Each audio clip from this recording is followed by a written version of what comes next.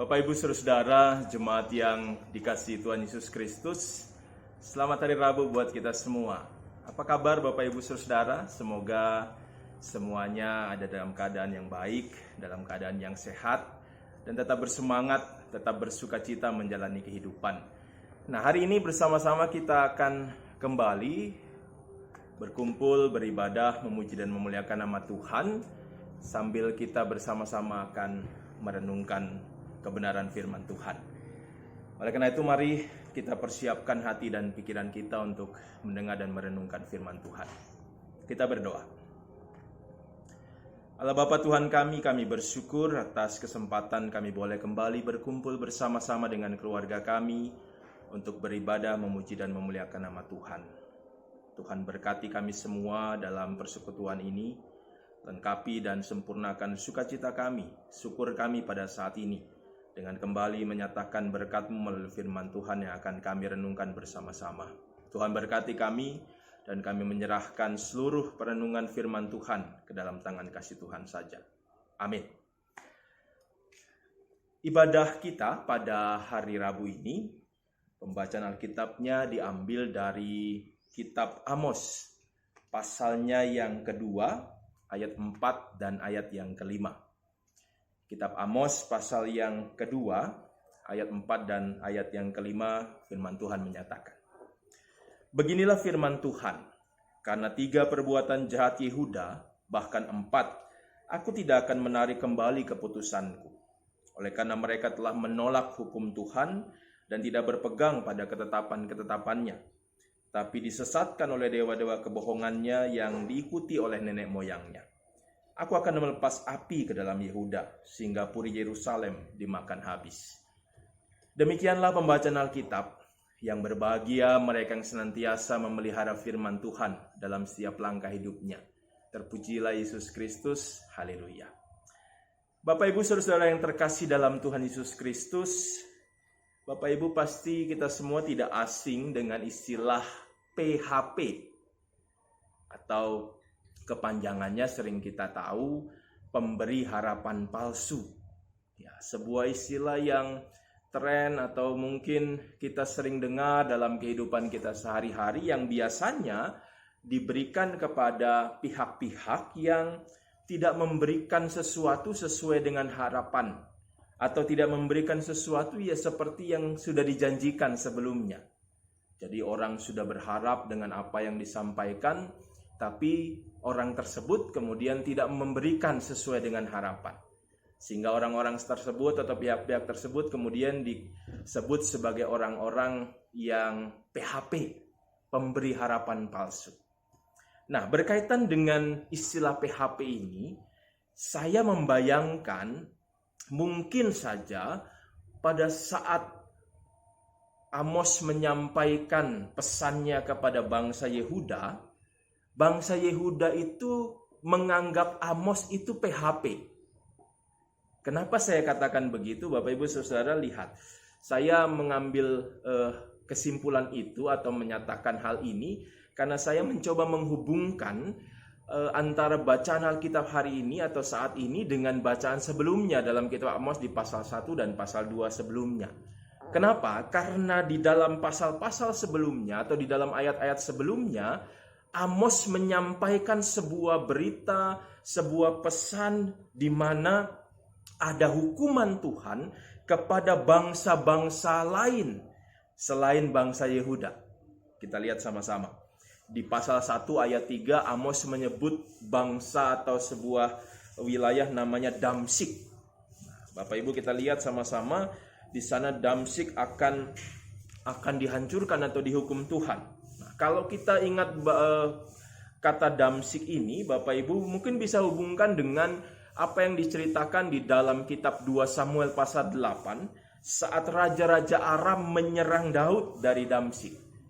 Jadi artinya bahwa ada relasi, ada hubungan antara bangsa Yehuda dengan bangsa Damsyik ini atau kota Damsyik ini. Nah, yang kedua di dalam pasal 1 ayat yang ke-6 ada kota Gaza yang disebutkan akan dihukum Tuhan.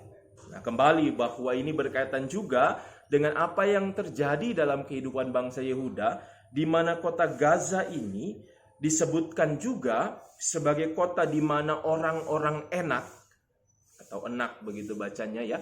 Kota atau bangsa yang dikenal sebagai bangsa yang punya perawakan fisik hebat, punya perawakan fisik luar biasa kuat, disebut sebagai bangsa yang punya fisik seperti raksasa. Ya, salah satunya digambarkan dalam sosok Goliat yang tingginya 2,7 meter kira-kira seperti itu. Nah, dari kota Gaza inilah orang-orang enak itu menyerang Yosua. Nah, jadi kita lihat ada hubungan juga dengan Yehuda. Yang ketiga ada bangsa Tirus, dikatakan dalam ayat 9 di pasal 1. Dikatakan di situ ada kota Tirus atau wilayah Tirus yang dikenal di dalam Yoel pasal 3 ayat 5 dan 6 sebagai kota di mana bangsa Yehuda dijual kepada Yunani sebagai budak. Jadi ada relasi kembali. Ada juga di dalam ayat 11 pasal 1 kota Edom, wilayah Edom. Edom dikenal sebagai keturunan Esau yang menjadi musuh Israel itu turun-temurun. Selanjutnya di ayat 12 ada Amon, disebutkan akan dihukum Tuhan. Ini Amon adalah bangsa yang dikenal berperang dengan Saul dan Daud. Dan yang terakhir di pasal 2 ayat 1 dikatakan ada Moab. Moab ini bermusuhan dengan Israel karena Israel waktu mau lewat tidak diizinkan oleh bangsa Amon. Dalam Ulangan 2 ayat 27 dikatakan seperti itu. Jadi ada relasi antara bangsa-bangsa atau kota-kota atau wilayah-wilayah yang dikatakan akan dihukum Tuhan itu dengan Yehuda. Nah, bayangan saya waktu Yehuda kemudian orang-orang Yehuda mendengarkan apa yang dikatakan Amos ini, mereka sudah senang. Wah, ada bangsa-bangsa lain yang selama ini mungkin menjadi musuh kami, mungkin yang selama ini dianggap menyakiti kami, dihukum Tuhan. Nah, ada sukacita, ada senang. Tapi ternyata apa yang dipikirkan itu kita lihat bersama-sama. Apa yang dibayangkan orang Yehuda bahwa bangsa-bangsa lain sudah dihukum, ternyata mereka pun dikatakan oleh Amos dihukum Tuhan. Itu yang disampaikan dalam pembacaan Alkitab pada hari ini.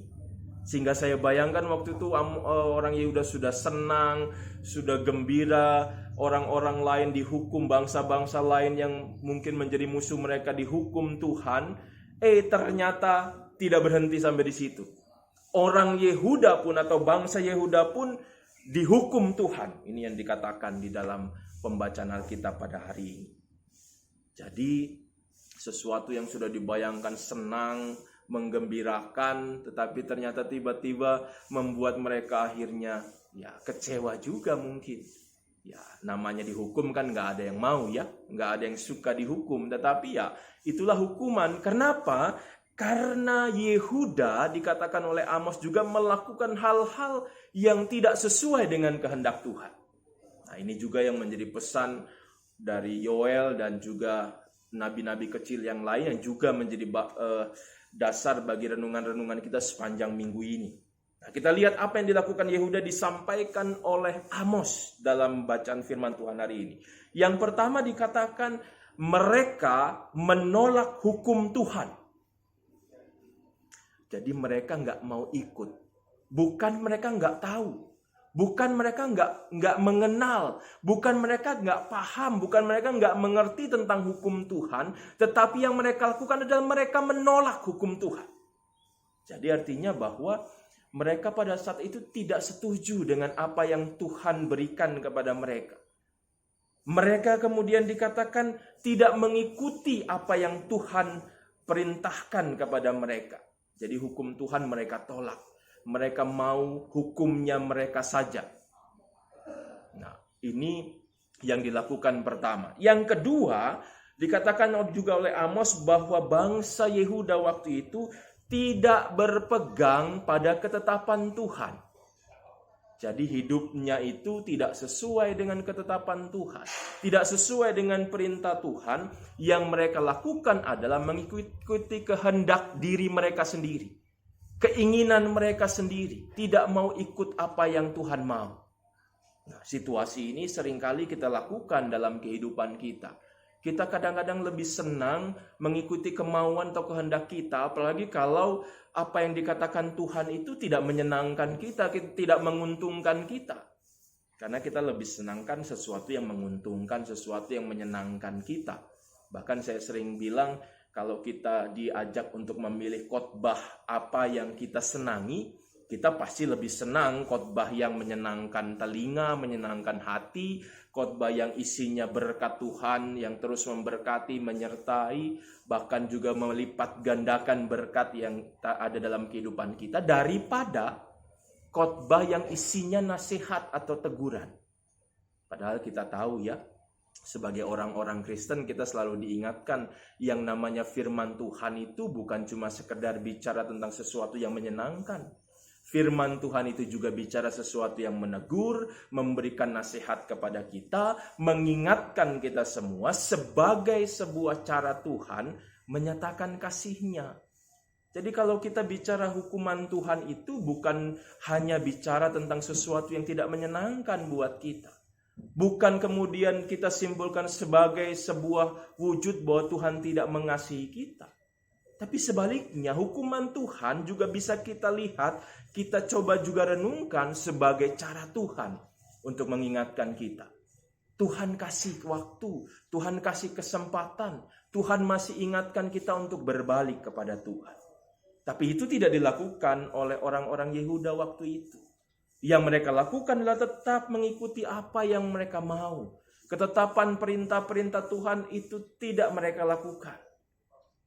Sama seperti zaman sekarang ini Bapak Ibu, banyak sekali orang-orang yang nggak mau ikuti ketetapan-ketetapan pemerintah. Disuruh PSBB, disuruh lockdown, disuruh kemudian isolasi mandiri di rumah, masih saja senang jalan-jalan.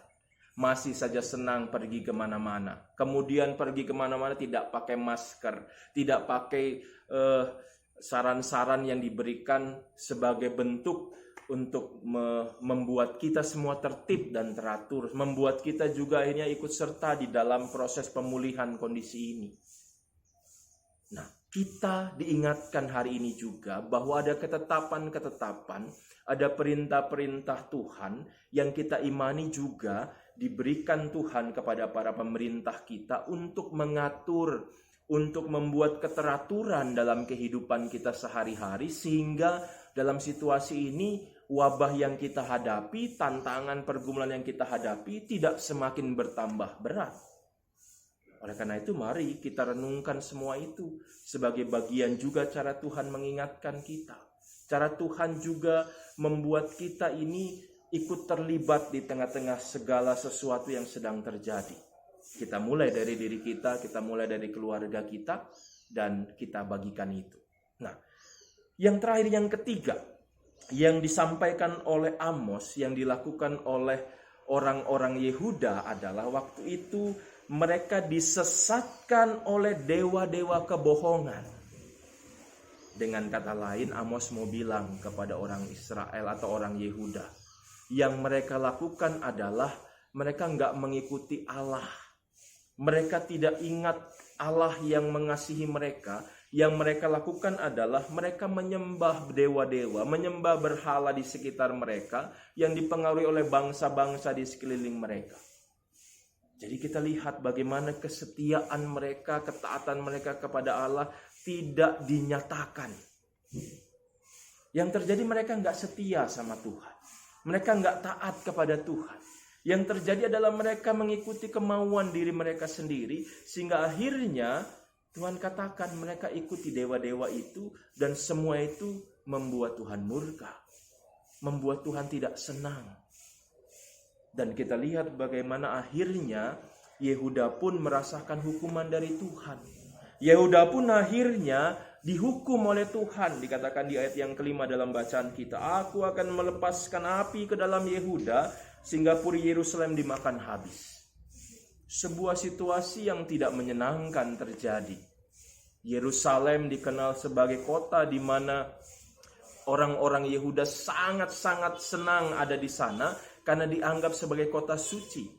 kota yang dibanggakan, kota yang menjadi sebuah tempat di mana mereka selalu berkumpul bersama-sama. Tetapi akhirnya Tuhan hancurkan itu. Dan ini menjadi peringatan kepada kita semua. Bapak Ibu Saudara, kita diingatkan tidak menjadi seperti Yehuda yang kemudian dikatakan menolak hukum Tuhan, tidak berpegang pada ketetapan Tuhan, dan hidup menyembah berhala bukan menyembah Tuhan. Nah, dalam situasi dan kondisi seperti ini, biarlah firman Tuhan ini kita renungkan bersama-sama dalam kehidupan kita. Supaya kita di tengah-tengah situasi ini bukan semakin jauh dari Tuhan, tapi harus semakin dekat dengan Tuhan. Semakin mau terus datang kepada Tuhan. Semakin kita membutuhkan Tuhan, karena memang itulah kita. Manusia yang penuh dengan keterbatasan, manusia yang penuh dengan kelemahan, kita butuhkan Tuhan. Dan saat-saat inilah kita sangat membutuhkan pertolongannya. Kita harus datang kepadanya, kita harus mendekat kepadanya, sehingga kita bisa merasakan kasih Tuhan, kehadiran Tuhan yang terus menguatkan, yang terus memberkati kehidupan kita. Semoga firman ini memberkati kita, mengingatkan kita semua, dan semoga ini semua bisa terus menjadi pesan buat kita untuk kita lakukan dalam hidup kita sehari-hari. Tuhan memberkati kita semua. Sampai jumpa di lain kesempatan. Amin. Mari kita berdoa. Tuhan Allah Bapa Surgawi, terima kasih untuk firman-Mu yang mengingatkan kami semua untuk lebih taat dan lebih setia kepada Tuhan. Kami belajar dari peristiwa yang dialami oleh Yehuda, bagaimana kami harus tetap taat dan setia kepada Tuhan, tidak menjauh dari Tuhan, tapi semakin dekat kepada Tuhan, dan terus melakukan apa yang Tuhan perintahkan dalam kehidupan kami. Tolonglah kami semua ya Tuhan melakukan kehendak-Mu, sehingga kami pun bisa menjadi orang-orang yang layak disebut sebagai anak-anak Tuhan karena kami taat dan setia. Dan kami juga terhindar dari hukuman-hukuman Tuhan. Biarlah hidup kami juga semakin baik, semakin benar di hadapan Tuhan. Dan kami pun juga boleh terus layak menerima anugerah dan kasih Tuhan dalam kehidupan kami. Kami juga berdoa saat ini kembali berserah diri kepada Tuhan, menyerahkan hidup kami seutuhnya kepada Tuhan. Tuhan mengenal dan mengetahui keberadaan kami. Tuhan tahu apa yang kami alami dan kami hadapi. Dan kami berserah diri hanya kepadamu Tuhan, supaya Tuhanlah yang terus menuntun kami, menolong kami, dan juga memberkati kami semua. Berkati kami pribadi dan keluarga kami. Berkati juga orang-orang yang kami kasihi, berkati juga saudara-saudara kami, dan kami menyerahkan semua kehidupan kami ke dalam tangan kasih Tuhan. Demikian juga kami doakan buat pemerintah Republik Indonesia, Tuhan juga terus memberkati di tengah-tengah keberadaan atau di tengah-tengah situasi seperti ini. Biarlah semua kebijakan-kebijakan juga boleh diambil dengan hikmat dan kebijaksanaan dari Tuhan, sehingga semua juga boleh membantu proses pemulihan bangsa kami. Berkati para pemimpin kami, berkati semua tenaga-tenaga medis, tenaga-tenaga pemakaman, bahkan semua pihak TNI Polri, ilmuwan dan semua yang ada di tengah-tengah kehidupan kami. Tuhan juga memberkati sehingga mereka pun juga boleh merasakan kehadiran Tuhan dalam hidup mereka. Kami mohon kepadamu juga berkati gereja-gereja Tuhan dimanapun berada, sehingga kami tetap melayani dan juga bersaksi demi kemuliaan nama Tuhan, dan kami benar-benar bisa menyaksikan karya Tuhan dalam kehidupan kami. Kami berserah diri Tuhan, menyerahkan hidup kami, bangsa negara kami, bahkan gereja kami, dan semua orang yang khususnya saat ini sedang mengalami sakit, mengalami pergumulan, mengalami tantangan. Kami mohon Tuhan memberkati mereka. Kami serahkan semua doa kami Tuhan hanya ke dalam tangan kasih Tuhan Yesus Kristus, Tuhan dan Juru Selamat kami yang hidup. Amin. Tuhan memberkati kita semua Bapak Ibu. Tetap semangat, tetap sehat, tetap bersyukur, tetap bersukacita.